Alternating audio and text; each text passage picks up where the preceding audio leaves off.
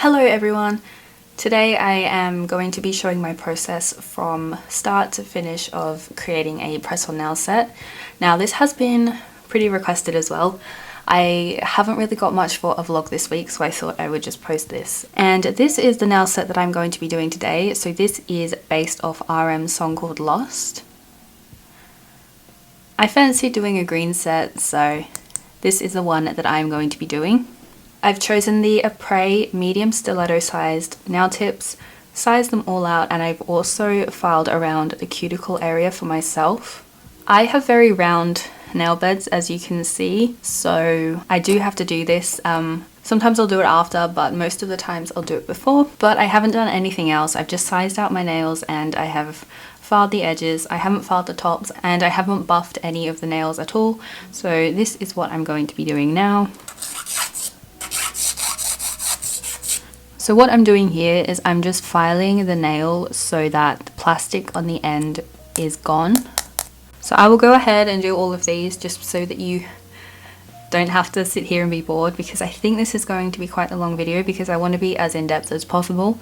Whether you want to create your own press-on nail business, whether you just want to see how it works, or whether you'd like to do this for yourself, I will try and be as in-depth as possible with a lot of the methods that I use, particularly for this nail set. I chose this nail set because it has pretty much all of the elements that I know can be a little bit difficult for some people. So it has the chrome detail, as you can see, the isolated chrome. Here I also use shadow pigments to create this effect on a matte base. Here I use gel polish to create an aura effect on the black nail polish. So this kind of encompasses all relatively difficult techniques that I would like to go and hopefully help you all out with if you need it.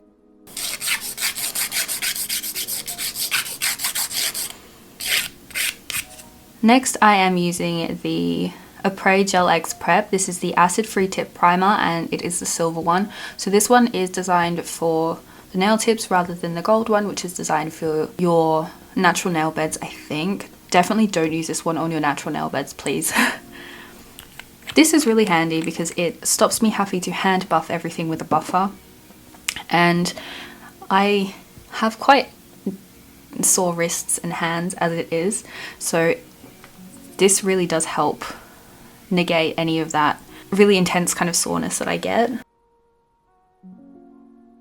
You definitely do want to prep your nail in order to put the gel on top of it, as it gives the gel something to grip onto. I will say the only thing about it, the odor is quite strong. You definitely want to do this in a well ventilated space, just like if you're going to be working with acetone as well. I find you just need to crack open a window and maybe put a fan on.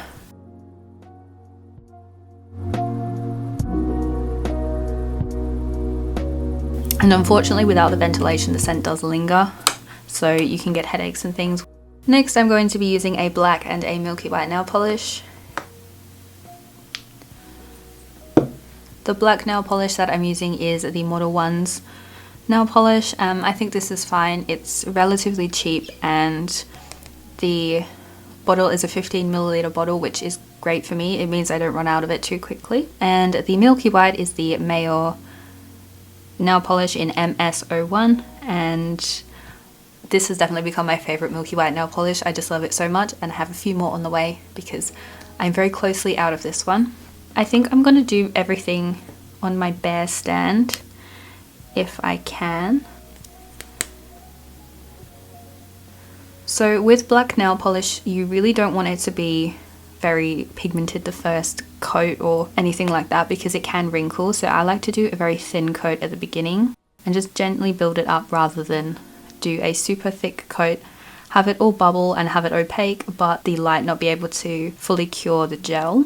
For this set, the ring and the thumb finger are black, and then the other ones are going to be that milky white color. And I'm just curing everything for 60 seconds.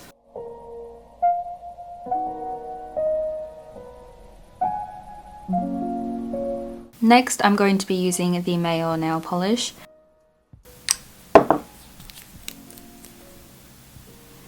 On the rest of the nails, I'm going to be using the white nail polish.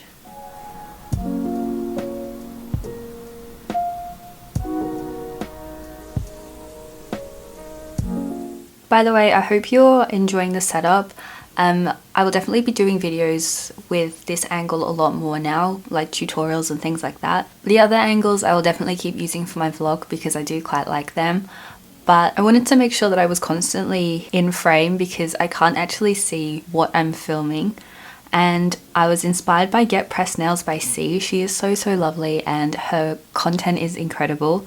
To kind of frame it, I think she has a bunch of flowers on one side. I thought I'd just use what I have for my photos and just kind of frame it so I know that this little section is what I can film in.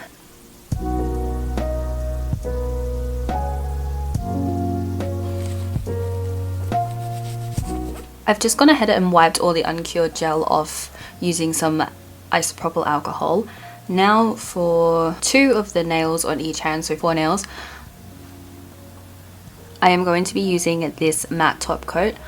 These are the nails that are going to have the pressed powder over the top of them, so I will go ahead and do that quickly. So what I'm going to do next is on the middle finger. If you can see, there is this sort of like pattern here.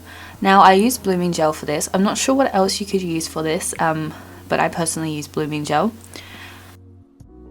And on a palette, this is just a paper disposable palette, just like sticky notes, but it's just thick pieces of paper. I'm going ahead and I'm using the Jinbei Sunset Collection nail polish. This is in the shade JBI 162 and it is this sort of olivey greeny colour. It's very pretty and it definitely fits the retro vibes of Lost. So I'm just going to go ahead and put a little bit of that on the palette. I will put quite a lot because I will be using a lot of the green whilst using the blooming gel. A coat of blooming gel. I hope you can see this, but I'm just then doing little lines to bloom. Just like this. They don't have to be perfect, it's okay. But you have to work quite quickly. And I feel like I've never gotten the hang of blooming gel, if I'm honest. And I'm just going to let that bloom for a little bit. This is on uncured gel, by the way. Next, on top of the blooming gel, I am going back in with that same Jinbei nail polish. And I'm just going to do a very thin coat over the top of it.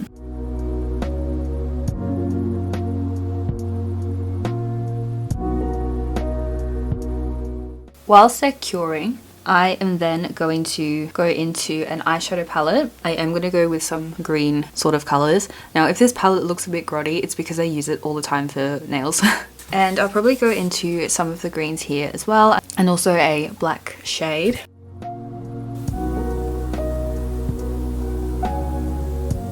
Then I'm going in with the lighter colours to try and blend everything out.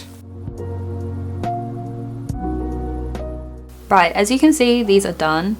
I didn't film it too much, mainly because I just wanted to get the blending right. So what I'm going to do now is I'm going to go ahead and top coat the powder nails. Glide the top gel over the nail. I am going to show you how I do a colourful base over a black nail polish. Usually I would just do the same method that I've done already. However, with the matte top coat, it doesn't really work with a lighter colour over a dark base.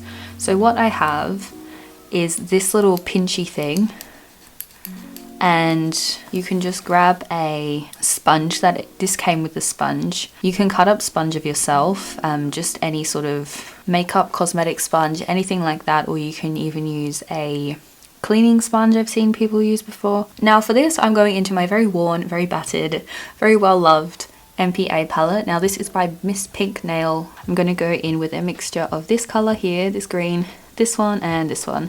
So they should be 22, 23 and 24 in the shades, and I'll give it a mix. Next, with the pinched end of the tool, go ahead and just dab it. And I want to get this thing not fully saturated, but just on there. And the first few coats, really, you don't see any change, but I'm going to focus this as much as I can in the middle. So you probably cannot see any colour on there at all. I'm going to go ahead and cure that. Now the reason why I'm using the MPA palette is because the gels are really, really thick.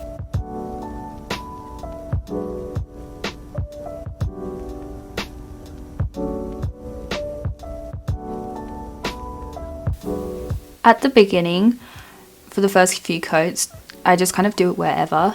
But as I am seeing the colour build up a bit more, I am then focusing my attention in the centre of the nail compared to everywhere else, just so that with each coat I get that aura-like finish where the colour is more concentrated in the centre and it kind of disperses out. It's not too much of a worry. I am going to put powder over the top of it just to help things even out and smooth in case that I need it. I do find that is a very good technique. I think you can see the nail starting to take shape now. I am going to put the matte top coat over the nails that we just did. And this is just to even everything up so that it's a bit more even. It will probably be more than okay as it is, however I just want that assurance. Okay, what I'm going to do now is I want to kind of soften the blend that I have just done. So I'm taking this green concoction of the greens and I'm just putting that obviously over the green part. I will do the same on this nail and I've done it on the thumbs as well.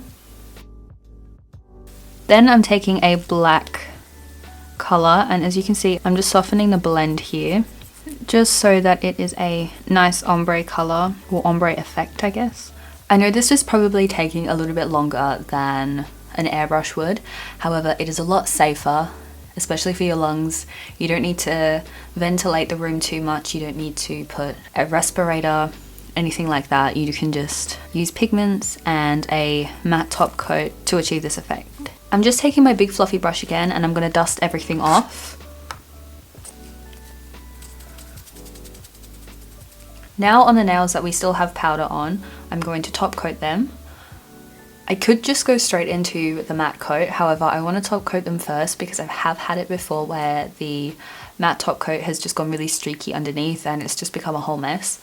So I like the thought of doing a top coat first to ensure that that doesn't happen.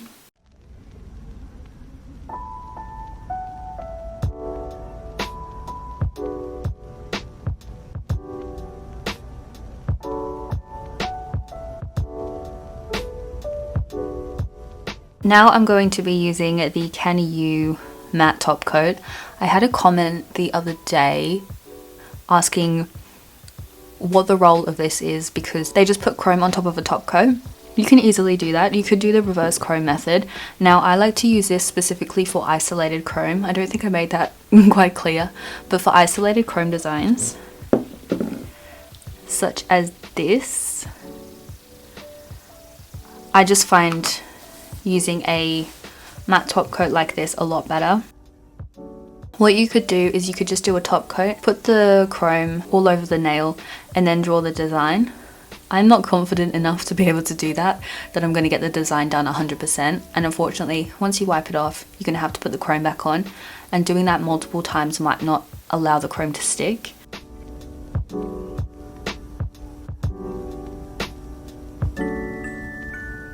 I will go and cure this for 120 seconds, so 2 minutes. This ensures it is fully cured, and then I go ahead and use acetone on top of that so that nothing will stick. Apologies if what I'm doing isn't in focus too much. I think I'm in frame but not sure if I'm in focus. I cannot see what the camera is filming, so you're just gonna have to bear with me on that. I'll keep trying, but unfortunately I have absolutely no clue on what my camera is filming. The next step is using acetone. Now I used to use just alcohol, but I don't know. I just think this is such a better method in my opinion. Clean alcohol pads. These are all done. I'm not happy with how this nail is turning out, and it's annoying me. But what I'm gonna do now is get the MPA palette again. And we're going into the black color. As you can see, there's not really much in there, so I'm gonna go and refill this. As always, I'm using the Winstonia brush in medium. The best thing I find to do is just to put a little bit of the black on the palette. I'm also using a dotting tool.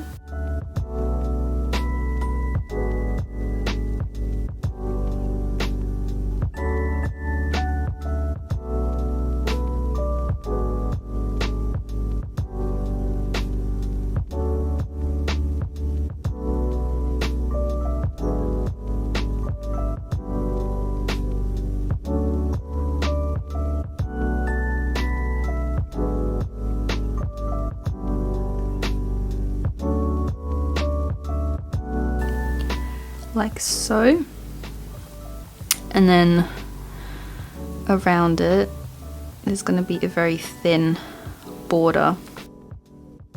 Okay, that was very, very difficult to film, and my star's a little bit wonky.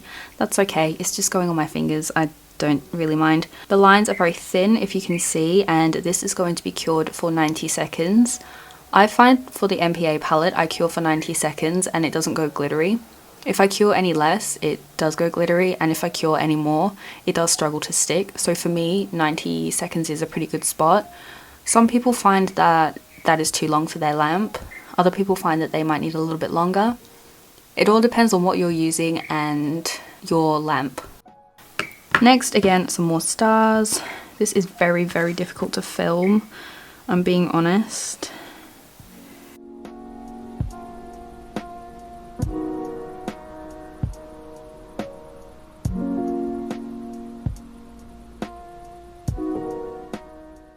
I am unfortunately just a little bit too shaky and a little bit too far away to show you how I'm doing this on camera. So what I'll do is I'll do the design, show you, and then I'll show you when I'm doing the chrome. But basically, if you just mess up, use a bit of acetone, wipe it before you cure anything, and it shouldn't stick. I'm just going to go ahead and use the gold chrome that I use, which is the Dowie one. And I use this so much that I probably need to buy a new one sometime soon. You don't need a lot of this. I'll just show you. I just use my finger because I find the warmth of your skin tends to help it stick to the gel a lot better. Only stuck to where I want it to stick.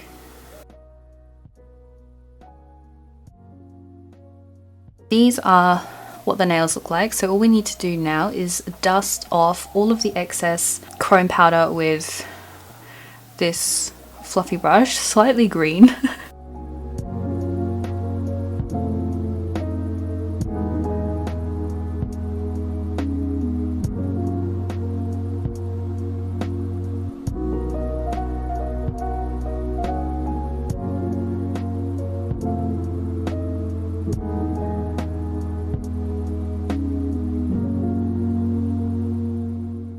I'll definitely have to give these a bit of a file, but this is what the set looks like. I would like to get these on and photographed quite nicely for a thumbnail, also just so that you can see what they look like on. So I will leave you for just a moment. I will come back with hopefully the nails on my fingers and the sun not behind a cloud.